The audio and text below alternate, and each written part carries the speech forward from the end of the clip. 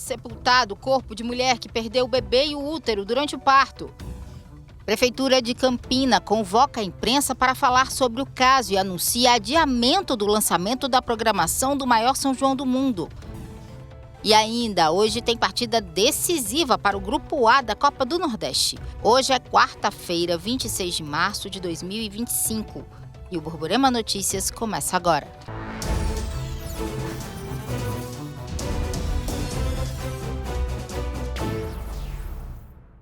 Olá, boa noite. A gente abre essa edição mostrando que foi enterrado no final da tarde de hoje o corpo de Daniele Cristina. Ela sofreu uma ruptura no útero durante o parto, que resultou na morte do bebê que ela esperava. O sepultamento foi marcado por muita comoção e protestos. O enterro aconteceu na tarde desta quarta-feira em um cemitério particular aqui na cidade de Campina Grande, onde reuniu familiares e amigos enlutado pela perca.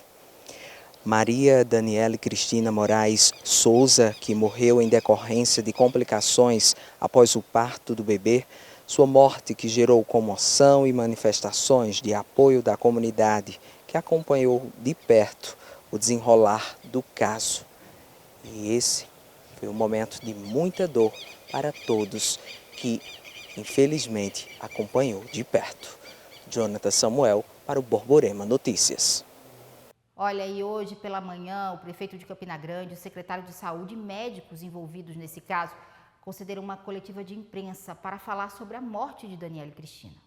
A entrevista coletiva aconteceu na sede da Secretaria de Saúde de Campina Grande. O prefeito Bruno Cunha Lima esteve acompanhado do secretário de Saúde da cidade, Dunga Júnior, e de uma equipe médica para dar detalhes sobre a morte de Maria Daniele Cristina Moraes de Souza, de 38 anos. Eu quero fazer de forma rápida e sucinta aqui algumas palavras iniciais. Em primeiro lugar, prestando solidariedade à família de Daniele, a todos os amigos, a Jorge, seu marido, enfim, a todos que estão compartilhando desse momento de muita dor. São muitas provações, são muitos desafios que eles têm vivido e enfrentado nas últimas semanas. A mulher morreu nesta terça-feira no Hospital Municipal Pedro I. Ela sofreu um AVC. O médico Marcos Wagner, que é neurocirurgião, deu detalhes de como foi a evolução da paciente nos últimos dias. A gente sabe que o caso dela já é uma gravidez de risco. E risco, porque tem risco também de morte, né? Então fechou-se, infelizmente, né, de uma maneira tão trágica. Mas assim, na área da neurocirurgia, é uma das doenças que mais matam, que é o derrame cerebral. A gente luta ainda ontem mesmo, na hora desse ocorrido, nós estávamos em uma reunião no Hospital do Trauma para otimizar o atendimento dos pacientes com AVC hemorrágico. Realmente são pessoas que quando tem um problema desse, a exemplo, por exemplo, a Marise, né, do presidente Lula, né, vocês viram lá o que aconteceu, brutal. Pode morrer, inclusive, dentro do hospital, dentro do UTI, o doente está com uma situação, tem um AVC hemorrágico que morre numa UTI. Isso pode acontecer. No mês passado, o marido de Daniele, Jorge Elô, denunciou que a esposa teria sido vítima de negligência na maternidade do ISEA, onde o filho do casal morreu durante o processo de parto. A mulher acabou perdendo o útero. A família alega que a equipe médica teria dado uma superdosagem de medicação para induzir o parto natural. Os profissionais foram afastados e o caso está sendo investigado em sindicância aberta pelo município. O caso também é investigado pela Polícia Civil. O prefeito informou que logo após a morte da mulher foram encaminhadas informações para a Polícia Civil, o Instituto de Perícia Criminal da Paraíba e o Ministério Público da Paraíba. A prefeitura defende o esclarecimento dos fatos e lembra que a mulher tinha um histórico de questões de saúde pré-existentes. Existem informações que são necessárias serem trazidas a público. Não todas as informações, porque algumas precisam ser preservadas para fins de apuração por parte da polícia, por parte do Ministério Público, mas especialmente o quadro clínico anterior da paciente é importante ser destacado, doutor Leandro. Porque a paciente que ontem, infelizmente, veio a óbito, que infelizmente ontem não resistiu a um AVC hemorrágico em uma região crítica, ela já apresentava antes da morte fetal, antes da morte do bebê, há poucas semanas no ISEA, já apresentava um quadro clínico que apontava ou que dava indícios da existência de uma condição clínica pré-existente, podendo inclusive ser uma condição genética pré-existente, em razão de, nesse quadro clínico anterior, já serem conhecidos pelo menos 2 abortos espontâneos, gravidezes de risco, de altíssimo risco, uma trombose arterial, que os médicos podem mencionar como sendo algo relativamente raro, sobretudo em se tratando de membro superior, uma trombose arterial no braço, em membro superior. O prefeito também disse estar tranquilo em relação à CPI que a bancada de oposição tenta emplacar na Câmara Municipal de Campina Grande para discutir as questões relacionadas à saúde do município. Ele disse que a prefeitura está pronta para colaborar. Com relação a isso, não tenho problema algum, Inclusive, já mencionei ao presidente da Câmara e a diversos vereadores que não só o secretário Dunga, mas qualquer secretário está à disposição, em sendo convidado a ir à Câmara, a vir à imprensa, a vir para qualquer ambiente de prestação de contas, todos eles estão inteiramente à disposição. Olha, durante a coletiva, o prefeito Bruno Cunha Lima falou sobre o adiamento do lançamento do maior São João do mundo. Eu acredito que a imensa maioria da cidade, pode ser que exista alguém que discorde. Não tenho como impedir isso. Mas eu acredito que a imensa maioria da cidade vai concordar com isso. Eu sei que existe uma expectativa muito grande, que é um evento fundamental e importante para a economia da cidade, mas as primeiras coisas vêm em primeiro lugar. E como existe um sentimento de empatia nesse momento com a dor de Jorge, com a partida de Daniele, existe da nossa parte a diretriz de fazer o adiamento para outra semana. Olha, e na tarde de hoje, a Prefeitura anunciou a nova data do lançamento da programação do maior São João do mundo. Será na segunda-feira, dia 31, a partir das 6h30 da noite, na Pirâmide do Parque do Povo. E olha só, Renato Diniz voltou ao local onde ontem aconteceu aquele confronto entre assaltantes e seguranças de um carro forte numa agência bancária ali no bairro da Prata. E a gente vai falar também sobre o estado de saúde do segurança que terminou ferido pelos bandidos. Hoje pela manhã, nós retornamos ao local da tentativa de assalto no estacionamento do banco, ontem pela manhã, no bairro Prata. O portão ficou nesta situação e o vidro da frente da agência, que foi fuzilado, foi retirado. As imagens de ontem chamaram a atenção. Parecia cena de filme. Ontem mesmo, um dos vigilantes que foi atingido por estilhaços foi liberado após atendimento médico no hospital de trauma. O outro vigilante permanece internado no trauma com uma bala alojada próximo ao coração. O paciente, então, vítima de projétil de arma de fogo, um disparo no peito, pegou a região do ombro esquerdo, o projétil se alojou na região próxima ao coração, mas acabou ainda não tendo danos maiores nesse órgão. Ainda precisa, claro, passar por cuidados da UTI. Nesse momento, está nesse ambiente de UTI. A gente está, então, fazendo essa observação para ele. O quadro maior de gravidade ainda permanece, mas, vamos dizer assim, estabilizou. Ele prefere hoje, nós preferimos hoje que ele fique nesse ambiente para depois ir para a UTI, ficar monitorizado e a gente ver essa evolução dele. Doutor Lino, quando o senhor fala de um paciente consciente, orientado, no caso específico dele? No caso específico dele, realmente está consciente, ele responde tudo que nós perguntamos, ainda refere dor, ainda, claro, no movimento, na região do projétil, mas é aquele paciente que, a qualquer momento, tendo alguma instabilidade, se a pressão cair, tiver algum tipo de sangramento, a gente tem que estar abordando, nesse momento. Dr. Lino Lima explicou da necessidade ou não da retirada da bala. Na região que ela se encontra, numa região muito delicada, próxima ao coração, que a gente chama de pericárdio, uma região ali bem íntima, é interessante que se realmente esse projeto fica alojado por muito tempo. Claro que a evolução do paciente vai ser soberana, mas geralmente, como a região é uma região muito delicada, próxima à região cardíaca, é interessante que possa ser abordada. Ele também falou que o paciente saiu vitorioso diante do tiro que sofreu. Realmente, diante da cena de ocorrer, de toda a cinética do evento, realmente é uma região muito delicada e ele passou por uma grande vitória nesse momento, está aqui com a gente, apesar de todos os cuidados, mas está consciente. A tentativa de assalto agora segue em investigação por parte da Delegacia de Roubos e Furtos de Campina Grande. As imagens de ontem são impressionantes. Elas estão na cabeça de muitas pessoas ainda, né? Aquela imagem do carro forte batendo ali no carro, a correria, o tiroteio, realmente essas imagens vão demorar um pouquinho para sair da nossa cabeça. E olha só, a Polícia Civil recuperou celulares roubados no sertão paraibano. Olha aí que boa notícia para quem teve o celular roubado. Vamos ver. Essa ação é da Delegacia de Polícia em Princesa Isabel, no sertão da Paraíba. A polícia tem investigado os furtos e roubos de celulares na cidade e também o destino desses aparelhos. E usando tecnologia, a polícia está recuperando e está devolvendo os celulares aos seus donos. O delegado Gutenberg Cabral tem mais detalhes. A Polícia Civil da Paraíba usa tecnologia avançada e resgata celulares furtados e roubados.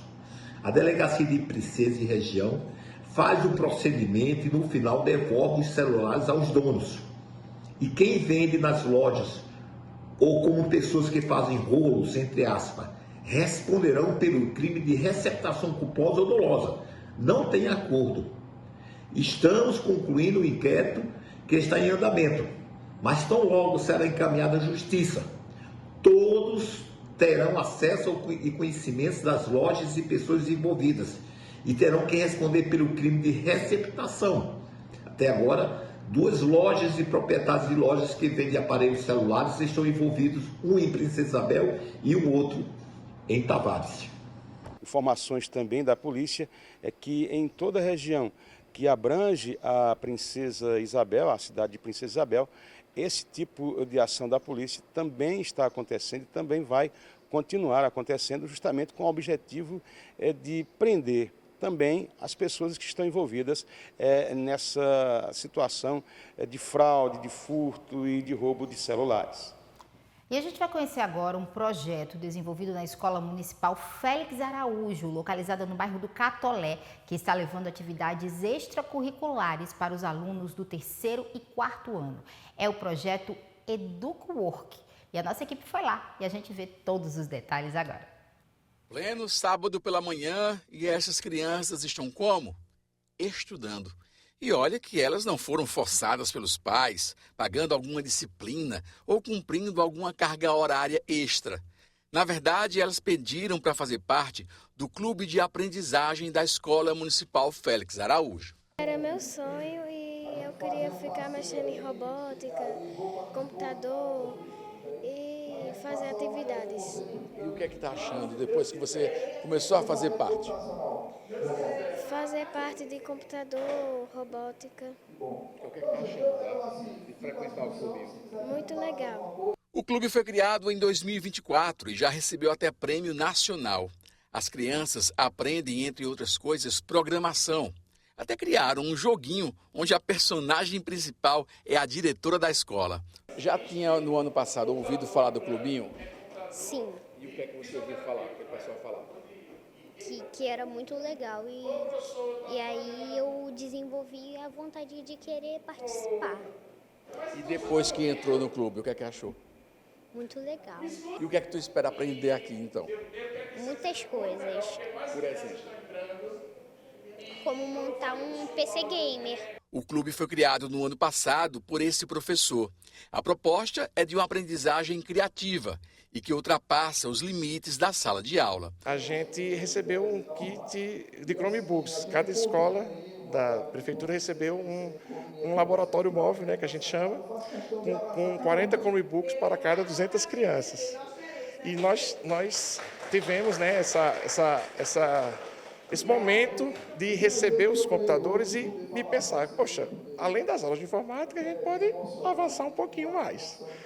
E aí, com essa pegada, digamos assim, e a paixão que eu tenho pela aprendizagem criativa, eu acabei, de certa forma, encontrando o espaço favorável, claro que com toda a estrutura da escola e a boa vontade da gestora e dos pais também, né, de trazer as crianças, de criar um espaço em que essa lógica da informática pudesse ser alargada. Então, tanto é que a gente não chama clubinho de robótica. A gente faz questão de chamar clube de aprendizagem criativa. Os frequentadores do clube ainda têm acesso a pessoas de outras instituições, como foi o caso do professor Severino Paiva, do IFPB de João Pessoa, e que conversou com os estudantes de forma remota. Professor, me fala um pouco como é que o senhor analisa a construção, a iniciativa de ter um clube como esse. Muito importante. Você sabe que hoje a tecnologia da informação, a robótica, a inteligência artificial vai fazer parte cada vez mais dessas futuras gerações de cidadãos, né, e profissionais. E aí uma iniciativa como essa abre cabeça. É como eu costumo dizer, a gente está formando resolvedores de problema para lidar, enfrentar os dilemas, né, as dificuldades da sociedade do futuro. Então isso é primordial. Iniciativas como essa do professor João Ademar e da escola são importantíssimas e eu fico muito feliz de ter o nosso material didático, os nossos livros, fazendo uma contribuição e sendo instrumento para multiplicar essa cultura maker, né? essa cultura do fazer, do resolver problema e solucionar os dilemas da humanidade, né? Então esses meninos aí vão ser os protagonistas do amanhã. A ideia tem dado tão certo que o reflexo vem sendo sentido em outras disciplinas ensinadas na escola. Eles ficam mais interessados, né? Existe uma mudança de comportamento, porque assim, como o clube não abriu para todos, né? A gente não tem a oportunidade de fazer, então assim, eles se comportam, tia, eu estou me comportando para que eu possa entrar no clubinho. Com certeza. E assim, muitos já estão no 3º ano já sonhando em chegar no 4º ano para entrar no clubinho. Então, assim, existe uma mudança comportamental. Nós temos o prazer de ter uma escola em tempo integral em que os alunos mudaram a sua vida pela educação, né? E é essa mudança que a gente quer, a mudança, transformar mesmo pela educação. E o clubinho, ele faz isso. É a vontade de melhorar nos seus estudos para estarem no clubinho. Isso é muito bom. A seguir, a gente vai falar de Copa do Nordeste, porque hoje tem transmissão aqui na TV Borborema.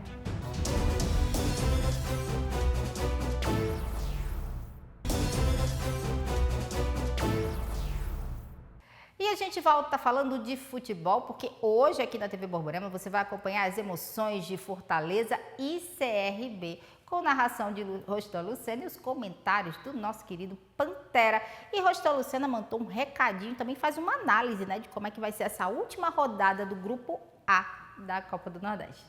Olá! Olha, hoje nós teremos mais uma rodada importantíssima pela Copa do Nordeste. É a última rodada da primeira fase, com jogos apenas do Grupo A. Os jogos do Grupo B, a CBF ainda não definiu as datas. Provavelmente, eles só serão disputados no mês de junho. E hoje, novamente, a TV Borborema mostra uma grande partida. Um jogo decisivo apenas para um time. Fortaleza e CRB, a partir das 9h30 da noite, na Arena Castelão. O tricolor cearense já entra classificado, porém, não vive um bom momento. Perdeu o estadual para o seu principal adversário e, para se ter uma ideia da fase do time comandado pelo técnico Vojvoda, nos últimos 9 jogos, o Fortaleza venceu apenas 2 e teve 5 derrotas. Entra em campo pressionado. Mesma situação de pressão entra o CRB, talvez uma pressão maior em relação à Copa do Nordeste. O time foi campeão alagoano recentemente, em que pese a conquista do título estadual, entra sob pressão. Principalmente essa pressão aumentou depois da derrota em casa para o Ferroviário na última rodada da maior competição regional do Brasil. É um jogo decisivo para o CRB, o time tem que vencer, mesmo atuando fora de casa. Para o Fortaleza, um pouco complicado focar apenas na Copa do Nordeste. A equipe já estreia no final de semana na Série A do Campeonato Brasileiro. E hoje, também às 9h da noite, a gente tem, pela rodada, paraibano na disputa. É o Souza enfrentando o Ferroviário na Arena Castelão, logo mais às 9h30 da noite. Para o Dino, somente a vitória mantém as suas esperanças de avançar de fase na Copa do Nordeste. Além dessas duas partidas, o Sport enfrenta o Altos do Piauí na Ilha do Retiro e o Motoclube enfrenta o Vitória no Castelão, em São Luís. Então, convite feito, 9h30, encontro marcado aqui na TV Borborema, bola rola Copa do Nordeste para Fortaleza e CRB. Até lá! E o Borborema Notícias vai ficando por aqui. Você fica agora com o SBT Brasil e a gente volta a se encontrar amanhã. Tô te esperando, hein? Até lá. Boa noite.